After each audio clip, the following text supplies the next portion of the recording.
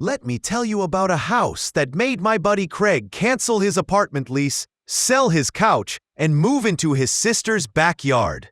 It's called the Straddie, and I swear, it's the first time I've seen a guy fall in love with a building.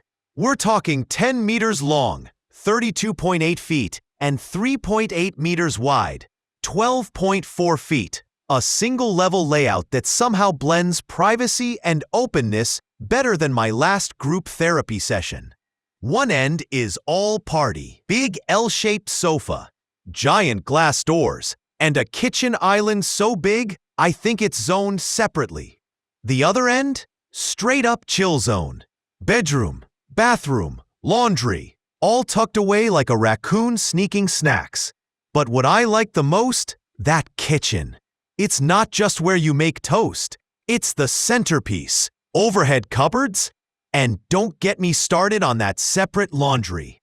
After months of reviewing vans where washing socks requires Olympic-level gymnastics, I nearly cried when I saw it had its own door.